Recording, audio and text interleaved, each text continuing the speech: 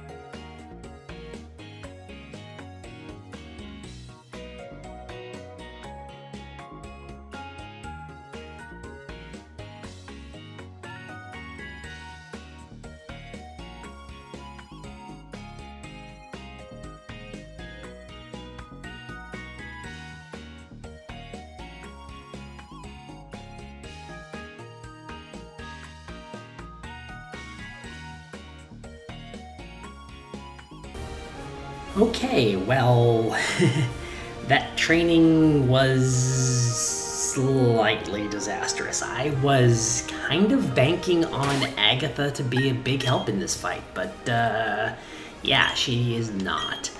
I am going to get rid of Protect, I think, for Thunderbolt.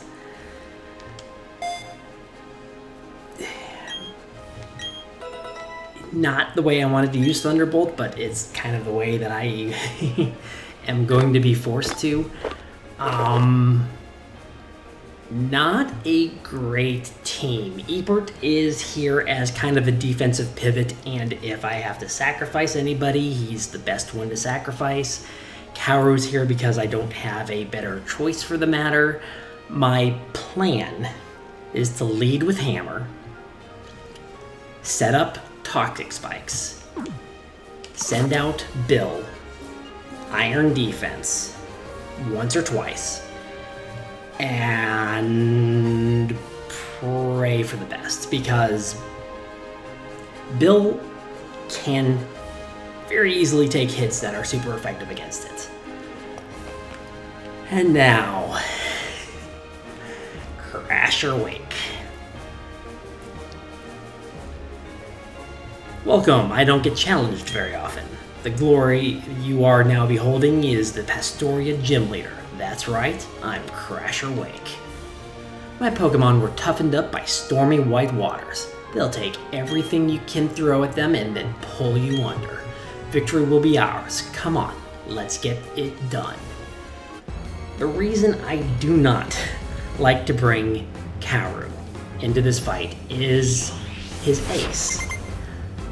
This is also the reason I am not bringing Max into this fight, because his ace. And actually, possibly you as well, now that I'm thinking about it, because you might have... Okay, I may have very poorly planned this.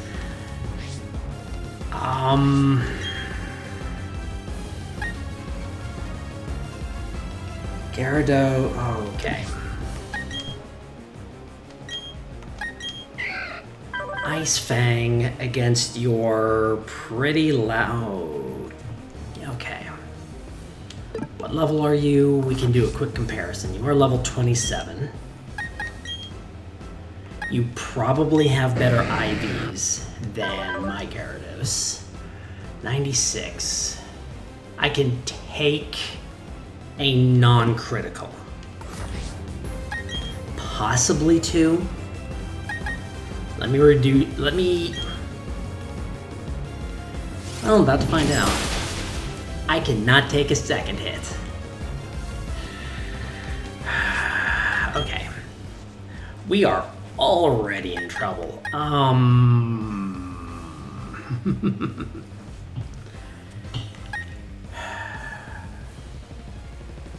That would be a war of attrition.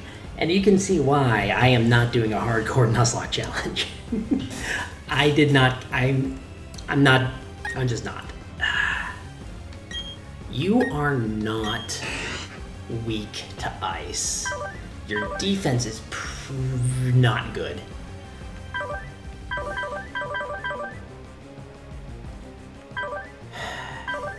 Why does everybody have bad stats?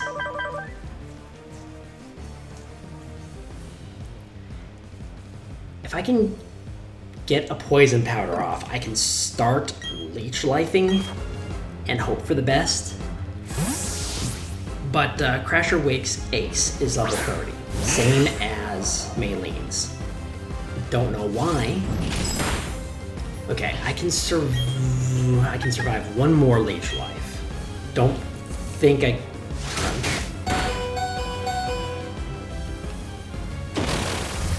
Okay.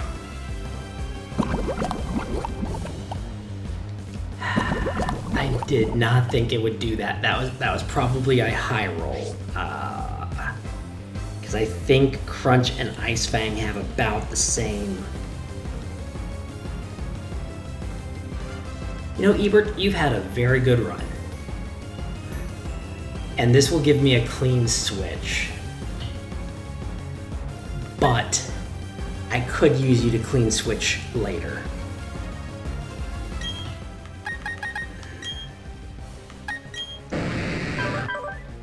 you have very good defense, and you reduce his attack by 1 stage. And I'm neutral to all of your attacks, except I'm resistant to your water.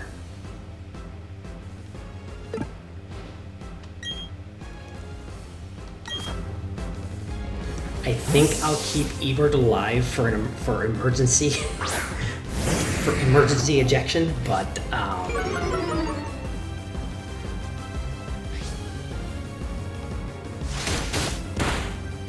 okay, good.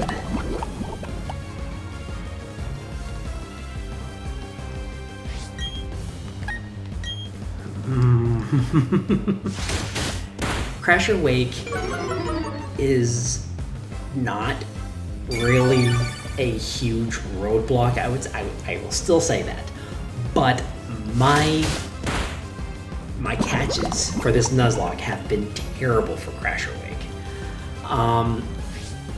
Although at the same time, by this point, the best Pokemon that you can get to face off against Crasher Wake is only available in the Grand Underground, and I would say that is catching a Magnemite and getting it up to a Magnezone.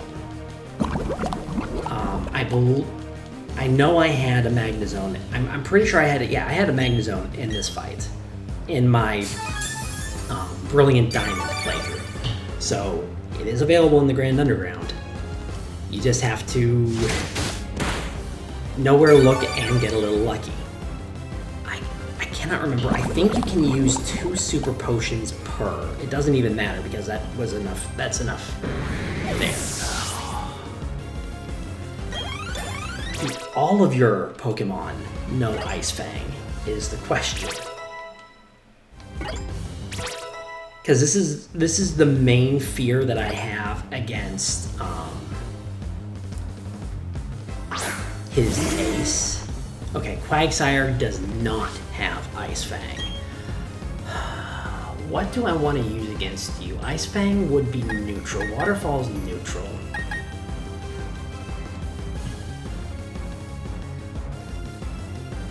You do know Earth type, ground type moves, which would be super effective.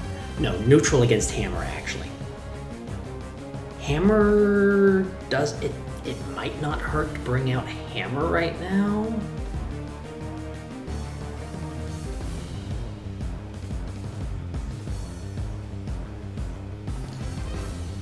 Let me see what you're going to do.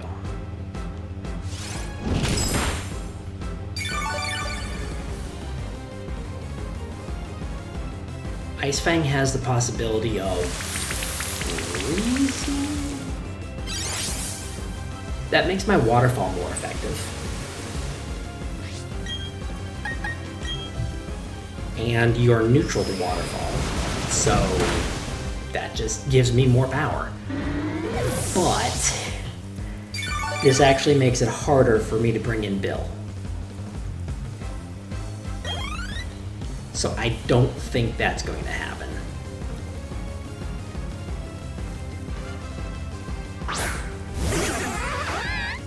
And his ace, Floatzel, who is absolutely a decent wall breaker.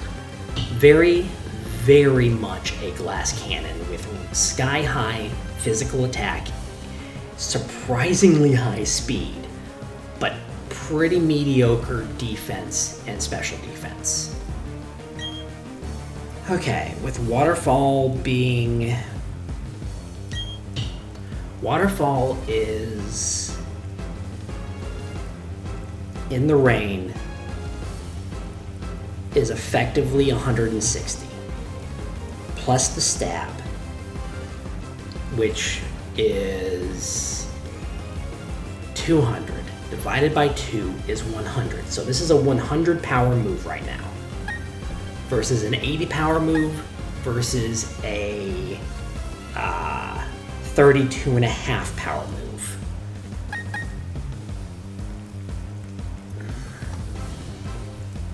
His, at the same time, same rule applies to whatever his water move is.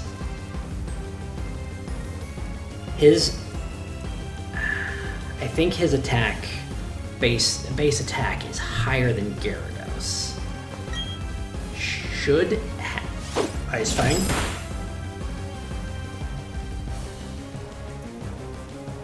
And of course it flinches. Ice Fang is resisted by Bill, which is one reason I brought him into this, but I do not want to bring Bill in on Rain against a water type. You have a berry. Here's the thing, right now, I can survive a critical from Ice Fang.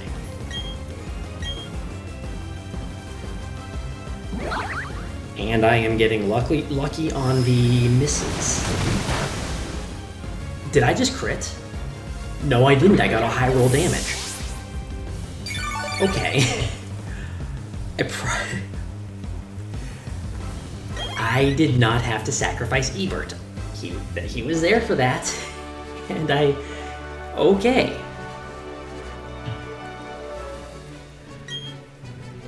Trust me, I did not have a good team. Like, you can see, because they could have taken out Cyrus super easy. Taken out Karu, Max. I was hoping that Meditite would evolve into Medicham by this point, because then I could teach him Thunder Fist, Thunder Punch. And that would have been good. But, yeah. We actually do have to go into the Safari Zone. We'll do that next time. This is I've already been recording for quite a while. Brine. That's what he had. Okay, Brine is interesting. Because that could have been really bad against Bill. Because it doubles in power if the target is under half HP. Which means that, yeah, it might not have done great against Bill to begin with, but once he starts losing HP, it would do great. So, that's... But still, I think it was a good idea to teach Bill Thunder. And now my level cap, I know I'm not doing a hardcore Nuzlocke challenge, and ooh, I broke the rules of a hardcore Nuzlocke challenge. Like I said, it was never a hardcore Nuzlocke challenge to begin with. But yeah, I was hoping Agatha would be able to show up in that fight, and no. Agatha got taken out by a Stone Edge, which is a not very accurate move from a Sudowoodo, which is a not very strong Pokemon, but paper thin defense versus a really strong move that hit by Agatha. But anyway, that will be it for today. Next time, we need to go into the Safari Zone, and then we can continue the story. Hopefully, we'll see what my catch is with the Honey Tree on 213. I'm hoping for something nice like a Heracross. I'm expecting something bad like a male Combee. But for the time being, this will be Draco Breach reporting out. God bless and safe travels. And please remember to like, comment, and subscribe.